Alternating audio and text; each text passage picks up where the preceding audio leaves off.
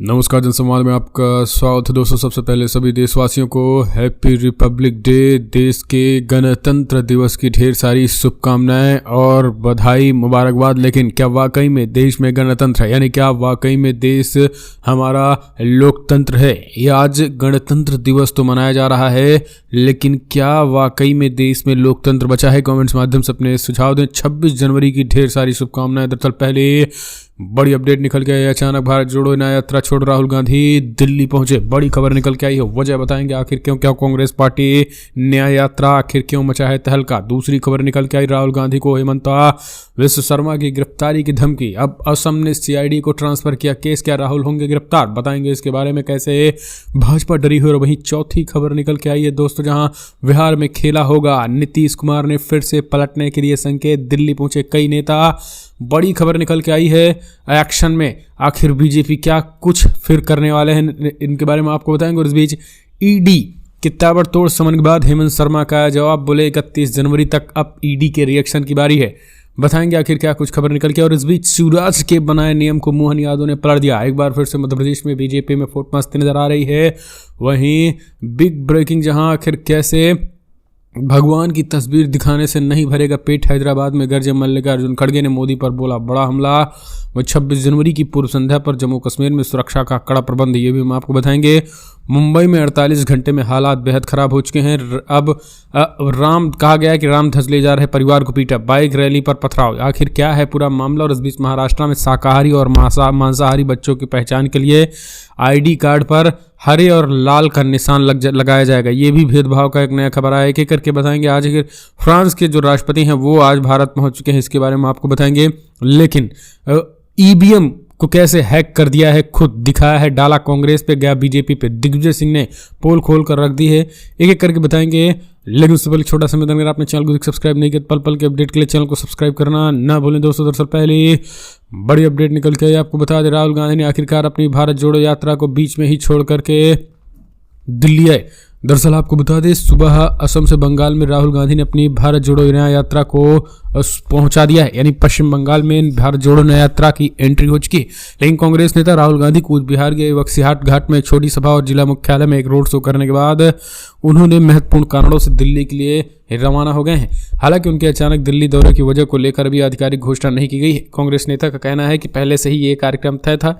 बंगाल में प्रवेश करने के बाद राहुल गांधी की यात्रा 2 दिन 25 व 26 को स्थगित रहेगी और उसी अनुसार वे दिल्ली लौट आएंगे।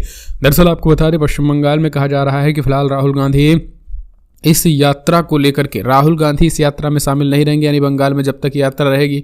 ऐसी भी खबर निकल के आई है, क्योंकि इंडिया गठबंधन को बनाए रखने के लिए कांग्रेस पार्टी एक कदम और आगे बढ़ रही है और सेक्रीफाइसेस भी कर रही है। लेकिन अब तमाम विपक्षी पार्टियों के क्या ड्रामे चल रहे हैं आप सब देख रहे हैं। ममता बनर्जी ने अलग कह दिया है कि फिलहाल हम कांग्रेस के साथ गठबंधन नहीं करेंगे, और इधर नीतीश भी एक बार फिर से पलटी मारने वाले हैं। तो ये ओवरऑल कांग्रेस पार्टी आखिर कितना सेक्रीफाइस करे? कमेंट्स माध्यम से अपने सुझाव दें। अगली एक और अपडेट निकल के आई है, अब असम में राहुल गांधी को गिरफ्तार करने की तैयारी, ईडी को सौंप दिया गया है, सीआईडी को ट्रांसफर किया गया केस। असम में भारत जोड़ो यात्रा के दौरान राहुल गांधी और उनके सहयोगी के खिलाफ मामला दर्ज होने के 2 दिन बाद यह केस सीआईडी के ट्रांसफर कर दिया गया है। बता दें, गुवाहाटी में भारत जोड़ो यात्रा को प्रवेश न देने पर कांग्रेस कार्यकर्ताओं ने बैरिकेड्स तोड़ दिए थे, और जिसके बाद पुलिस ने उनकी झड़प हो गई थी। और इस मामले में सीएम हेमंत विश्व शर्मा ने राज्य पुलिस महानिदेशक जेपी सिंह को अवरोधक तोड़ने के लिए भीड़ को उकसाने को लेकर राहुल गांधी के खिलाफ मुकदमा दर्ज करने के निर्देश दिए। अब इस मामले को 2 दिन बाद सीआईडी को ट्रांसफर कर दिया गया है। Assam police chief GP Singh ने एक्स यानी ट्विटर पर एक पोस्ट लिखा है, मामले में एसआईटी के माध्यम से गहन जांच के लिए सीआईडी को ट्रांसफर कर दिया गया। राहुल गांधी और अन्य कांग्रेस नेताओं पर आईपीसी की 9 धाराओं के तहत आरोप लगाए गए हैं, जिनमें दंगा, गैरकानूनी सभा और आपराधिक साजिश से संबंधित ये धाराएं जो है वो लगाई गई हैं। अगली एक और अपडेट निकल के आई है दोस्तों, बिहार में फिर से मचेगी खलबली, खेला होगा या क्या? नीतीश लालू की अहम बैठक अलग अलग जगहों पर। बिहार में बीते कई दिनों से लगातार कयास लगाए जा रहे हैं कि हलचलें तेज हैं। बुधवार को कर्पूरी जयंती के मौके पर नीतीश ने परिवारवाद की राजनीति पर बड़ा हमला बोला, और इस बीच एक बार फिर से नीतीश कुमार के फिर से मोदी संग आने की अटकलें देखने को मिली। कहा जा रहा है कि फिलहाल सारी अटकलें ऐसी अटकलें हैं जहां आने वाले दिनों में बिहार में सियासी घटनाक्रम बदलेगा। सियासी गलियारे में ऐसे कयास हैं, बिहार के मुख्यमंत्री महागठबंधन के साथ छोड़कर एनडीए में शामिल हो सकते हैं। बताया जा रहा है कि दिल्ली में तमाम बिहार के बड़े नेताओं को दिल्ली बुला लिया गया है। बीजेपी के नेताओं को नीतीश लगातार बैठक कर रहे हैं, अलग ने तेजस्वी यादव अपने विधायकों संग बैठक कर रहे हैं। एक और अपडेट निकल के आई है, शिवराज के बनाए नियम को मोहन यादव ने बदल दिया, मन से ही बता दिया अब था गलत। मध्य प्रदेश के मुख्यमंत्री मोहन यादव ने अपनी ही एक पार्टी के पूर्व सीएम शिवराज सिंह चौहान की ओर से बनाए गए एक नियम को खत्म करने का ऐलान कर दिया। मोहन यादव ने शिवराज की ओर से शुरू की गई परंपरा को गलत बताते हुए इसे रोकने की बात कही है। उनने मन से ही इसका ऐलान भी कर दिया है।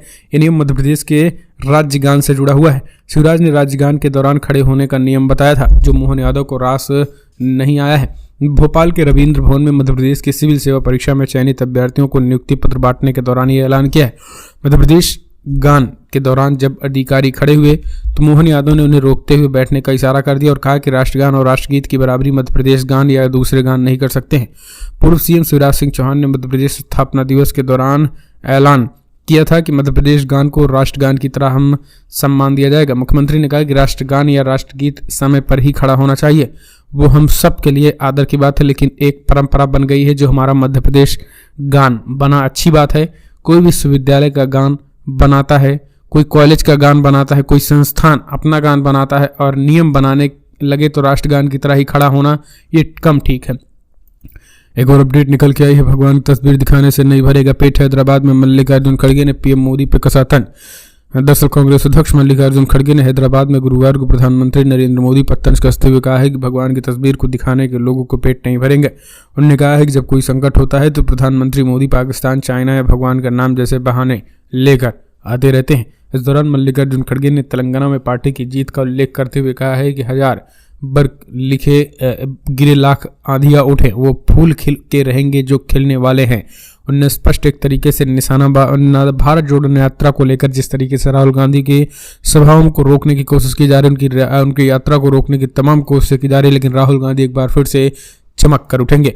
एक और अपडेट, आज गणतंत्र दिवस 26 जनवरी है और इस बीच कल रात को ही जम्मू कश्मीर में सुरक्षा के कड़े प्रबंध कर दिए गए। 370 दिखी हवाई। जी हाँ, दरअसल आर्टिकल 370 भले ही हटा दिया गया हो, लेकिन जम्मू कश्मीर में गणतंत्र दिवस, स्वतंत्रता दिवस, कोई भी दिवस हो, लेकिन वहां पर 26 जनवरी के पहले ही कल पूर्ववर्ती शाम को ही वहां पे माहौल जो है वो तनावपूर्ण होने के साथ साथ ही वहां पर सुरक्षा के कड़े प्रबंध कर दिए गए हैं। 26 जनवरी को ही पूर्व शाम तक जम्मू कश्मीर में सुरक्षा का कड़ा प्रबंध किया गया है।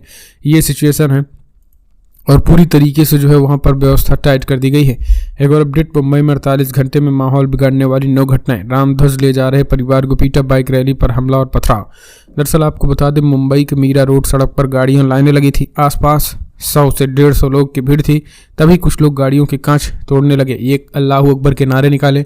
ये लगातार मीडिया में खबर निकल के आई है और कहा गया है कि जानबूझकर उन्होंने माहौल फैलाने की कोशिश की और यही कारण है कि मुंबई में फिलहाल पिछले 48 घंटे में लगातार तनाव बना हुआ है। मुंबई में 48 घंटे से माहौल बिगाड़ने की 9 घटनाएं हुई हैं। लगातार हिंदू मुसलमान आमने सामने हैं, कई जगहों पर जो है बुलडोजर चल रहे हैं। तो ये चीज़ें जो है वो महाराष्ट्र में आखिरकार देखने को मिल रही है। एक बार फिर से जो है वो राम मंदिर प्राण प्रतिष्ठा के बाद जो है वो दंगे की तैयारी। अगली एक और अपडेट, महाराष्ट्र में शाकाहारी और मांसाहारी की पहचान के लिए स्कूली बच्चों के ID कार्ड पर बनाए जाएंगे हरे और लाल निशान। समझिए, महाराष्ट्र में सरकारी स्कूलों में पढ़ने वाली छात्रों की पहचान उनकी भोजन पसंद के आधार पर की जाएगी और इसके लिए उन्हें हरे और लाल डॉट वाले आइडेंटिटी कार्ड दिए जाएंगे। जिन छात्रों को हरे डॉट वाले कार्ड मिलेंगे वे शाकाहारी होंगे और जिनके कार्ड को लाल रंग का डॉट होगा उन्हें मांसाहारी माना जाएगा। महाराष्ट्र में बीजेपी शिंदे सरकार ने इस फैसले को तुरंत लागू करने के लिए स्कूल प्रबंधन समिति को व्यवस्था करने के आदेश दे दिए हैं। सरकार का कहना है कि ऐसा प्रधानमंत्री पोषण शक्ति योजना के तहत छात्रों को दिए जाने वाले फल और अंडे के वितरण के विवरण बेहतर बनाने के लिए किया जा रहा है। इससे पहले महाराष्ट्र के स्कूली शिक्षा विभाग ने ऐलान किया था कि बच्चों के मिड डे मील में पोषण तत्व शामिल करने के लिए कुछ अन्य भोजन भी शामिल किए जाएंगे। इनके फलों के तौर पर केले और अंडे शामिल हैं। जो छात्र शाकाहारी हैं उन्हें केले दिए जाने हैं, जो मांसाहारी उन्हें अंडे दिए जाएंगे। लेकिन बुधवार को विभाग ने स्कूल प्रबंधन समितियों को कहा है कि बेहतर वितरण के लिए अच्छे ID कार्ड और हरे रंग पीले रंग का निशान लगाया जाए। एक और अपडेट निकल के आई है दोस्तों, आखिर कैसे जो है वो दिग्विजय सिंह ने EVM को कर दिया है कि EVM पर उठाए सवाल। मध्य प्रदेश में विधानसभा चुनाव के बाद लोकसभा चुनाव से पहले EVM को लेकर घमासान है। कांग्रेस के वरिष्ठ नेता और राज्यसभा सदस्य दिग्विजय सिंह ने EVM का डेमो प्रदर्शन कर गड़बड़ी का आरोप लगाया और वही बीजेपी के प्रदेश अध्यक्ष विष्णुदत्त शर्मा ने इसे मजाक बताया। पूर्व मुख्यमंत्री दिग्विजय सिंह ने बुधवार को भोपाल में ईवीएम का पत्रकारों के बीच लाइव डेमो दिखाया और कहा कि सिर्फ ईवीएम में गिने जाने वाले मत ही नहीं बल्कि वीवीपैट से निकलने वाली पर्ची भी पूरी तरीके से विश्वसनीय नहीं है।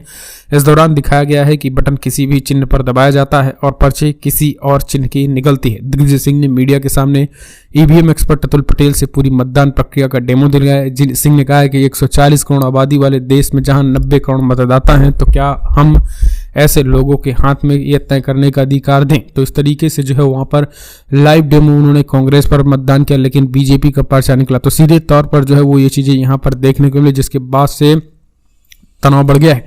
एक और अपडेट, उज्जैन में पटेल और अंबेडकर की मूर्ति को लेकर बवाल, दो पक्षों में भड़की हिंसा, गाड़ियों में तोड़फोड़, आगजनी। बड़ी अपडेट, मध्य प्रदेश की धार्मिक नगरी उज्जैन के माणककोण में सरदार पटेल और अंबेडकर की मूर्ति विस्थापित करने को लेकर विवाद में बुधवार रात दो पक्षों में जमकर हिंसा हुई। एक पक्ष द्वारा ट्रैक्टर से पटेल की मूर्ति गिराने और लाठी डंडों से तोड़फोड़ करने पर हिंसा भड़क गई। उसके बाद उग्र लोगों ने पथराव किया और गाड़ियों में तोड़फोड़ करने के साथ आग लगा दी। मिली जानकारी के अनुसार माकनटोड़ मंडी गेट के पास बस स्टैंड के पास एक खाली जमीन पर दो पक्ष अलग अलग मूर्तियां स्थापित करना चाहते थे। भीम आर्मी डॉक्टर अंबेडकर की मूर्ति स्थापित करना चाहती थी, तो वहीं पाटीदार समाज सरदार पटेल साहब की मूर्ति स्थापित करने की मांग कर रहे थे। यह मामला पंचायत में विचाराधीन है। बताया गया कि बुधवार की रात कुछ असामाजिक तत्वों ने खाली पड़ी जमीन पर सरदार पटेल साहब की मूर्ति स्थापित कर दी। उसके बाद फिलहाल वहां जो है वो देखते ही देखते जो है वो बाबा साहब अम्बेडकर की भी तस्वीरें लाई जाने लगी। तो इस तरीके से बवाल जो है बचा। लेकिन ओवरऑल देखा जाए तो इस बवाल में भी, इस युद्ध में भी किसका फायदा होगा, इस बात अच्छी तरीके से आप अंदाजा लगा सकते हैं। फिलहाल कमेंट्स माध्यम से अपने सुझाव दें। इस वीडियो में जय हिंद जय भारत।